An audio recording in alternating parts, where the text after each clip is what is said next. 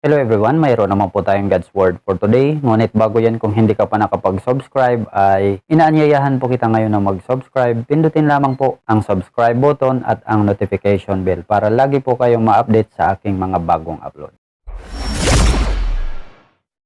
Now, ang ating teksto po ngayon mga kapatid na pag-uusapan ay nandito po sa ikalawang Timoteo 4:7. Ang sabi, pinagbuti ko ang aking pakikipaglaban. Natapos ko na ang dapat kong takbuhin at nanatili akong tapat sa pananampalataya. Sa English po, I have fought the good fight. I have finished the race. I have kept the faith.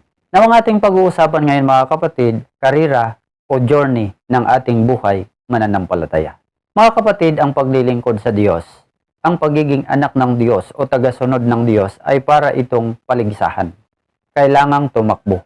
Kailangang makarating sa finishing line. Inilalarawan tayo sa isang karera, hindi karera para manalo ng medalya, kundi isang karera para sa pagiging consistent at karera para maipanalo ang tukso, ang pagod, bako-bakong karanasan at mga panghihina. Lahat tayo dapat makarating. Ibig sabihin lang nito mga kapatid, bilang mga anak ni Lord, dapat lumalago ka, dapat umaabanti ka, hindi ka stagnant. Madapa man, babangon at magpatuloy. Hindi rin ito sa paraang pagalingan, kundi ang puso mo sa Panginoon na hindi sumusuko, kundi lumalaban, nagpapakatatag at di natitinag. Oo, tumutulong tayo sa mga tumitigil o mga nadadapa. Pero hindi ibig sabihin na iaasa natin ang ating paglilingkod sa kanila.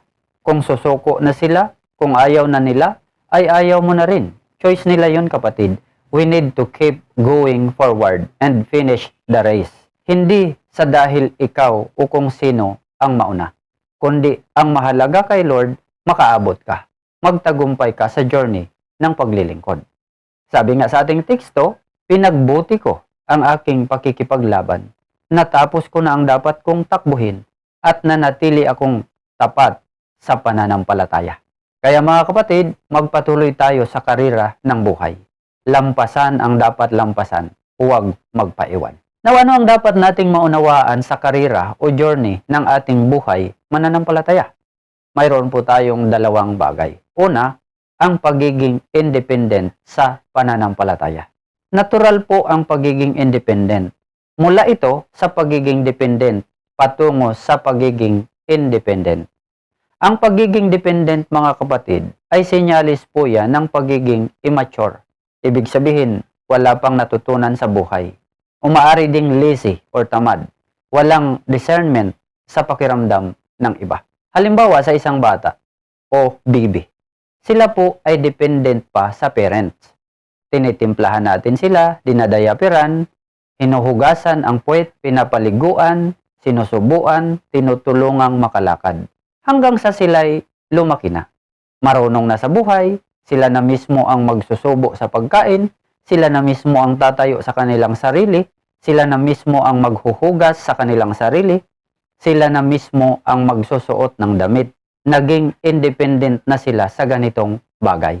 Ibig sabihin nito mga kapatid, natuto na sila sa buhay. Marunong nang makaunawa sa mga bagay-bagay.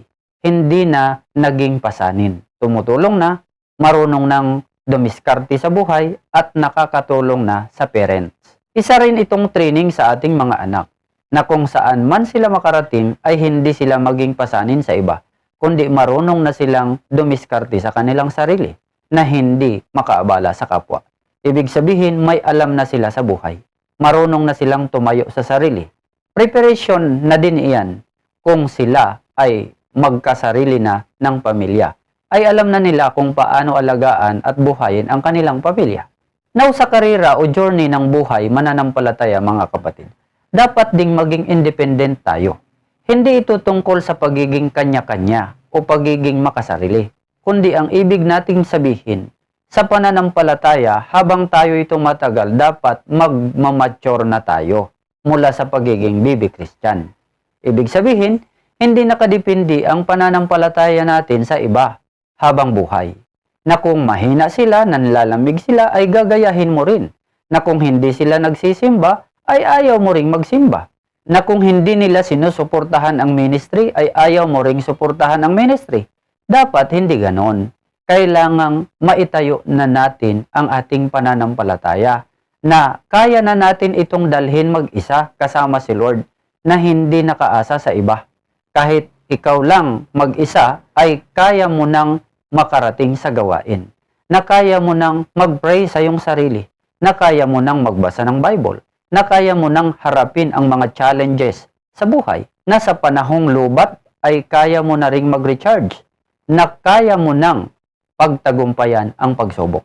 Kahit walang bumibisita sa iyo, na kahit walang nagchat-chat sa iyo, na kahit walang nangungumusta sa iyo, na kahit hindi ka na-follow up, still, nakatayo ka, survive ka, matatag ka, hindi ka sumusuko, naglilingkod ka pa rin dahil sa Diyos nakasandig ang pananampalataya mo at hindi sa kapwa. Yes, ang ating kapwa mananampalataya ay nakakatulong, nakakapag-advise, nakakapagpalakas, nagko-comfort, pero hindi sa lahat ng panahon. Tayo pa rin ang magbubuhat at magdadala ng ating pananampalataya. Dahil atin to, hindi ito pag-aari ng iba. Kumbaga sa pagkain, tayo pa rin ang susubo, tayo pa rin ang ngunguya, tayo pa rin ang iinom. Kaya makakapagpatuloy ka sa karera o journey ng buhay mananampalataya. Kanya-kanya tayong paglilingkod at pangangalaga sa ating pananampalataya. Sabi nga sa Psalms 118 verse 8, it is better to trust in the Lord than to put confidence in man. So ano ang dapat nating maunawaan sa karera o journey ng ating buhay mananampalataya? Una, ang pagiging independent sa pananampalataya. Dapat maunawaan natin yan. Hindi yung laging nakaasa sa kapwa. Number 2, ang determination sa pananampalataya. Anong ibig sabihin ng determination? Ito po ay pagtsatsaga, pagpupursige. Itutuloy kahit mahirap. Hindi ka susuko kahit may hadlang. Halimbawa, sa pag-aaral, kahit mahirap, walang baon, malayo ang lalakarin, pero gustong mag-aral at magtapos. Marami pong ganyan mga kapatid. Sa exam, hindi man nakapasa, nagpupursige pa rin, nagre-review pa rin para makapasa. Hindi sumusuko. Ito po ang ibig sabihin ng determination. Ganito po mga kapatid ang athlete, lalo na sa mga runner. Kahit halos maubusan na sila ng hininga, manalo o matalo, tinatapos nila ang finishing line. Ito po ang tinatawag na determination.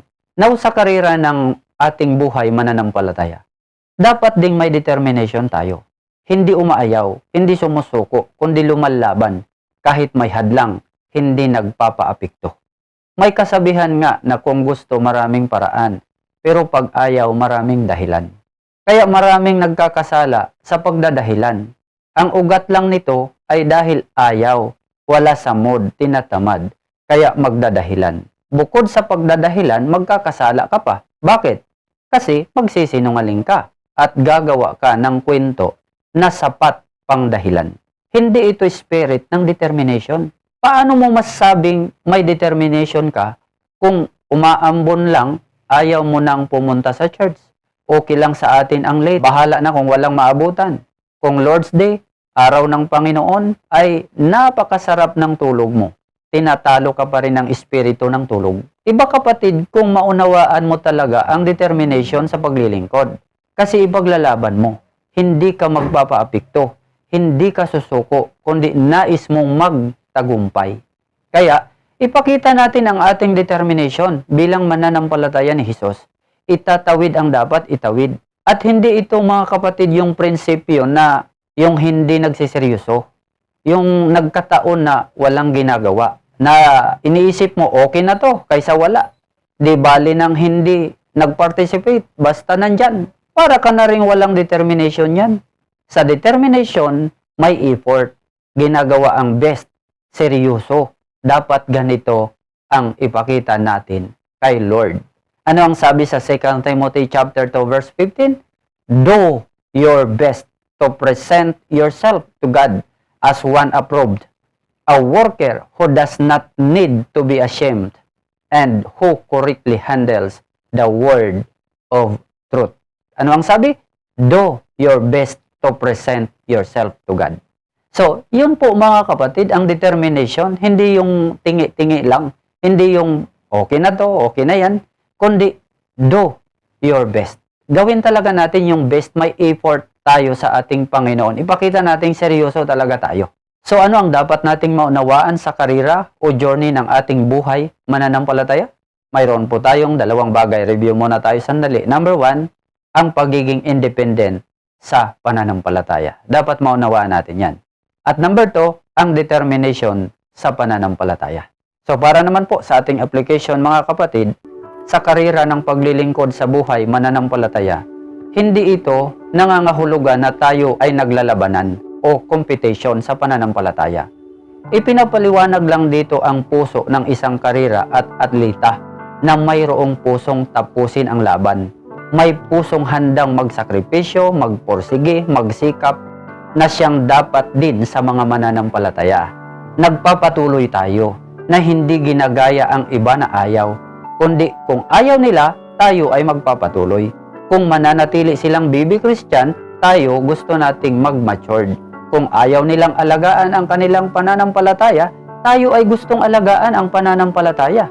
Bagamat nagkakaisa, nagsasama-sama, pero kanya-kanyang alaga sa pananampalataya na parang karira. Lahat gustong makarating sa finishing line. Kaya mga kapatid, sama-sama tayong tumakbo sa paglilingkod. Hindi ito tungkol sa kung sino ang nauna o nahuli, kundi ang mahalaga ay ang makarating. Naway mayroon kayong natutunan sa ating napag-usapan. Salamat po sa inyong walang sawang panonood, pakikinig. Pagpalain po kayo ng ating Diyos at magkita-kita naman po tayo para sa aking mga susunod na video. Salamat po. God bless everyone.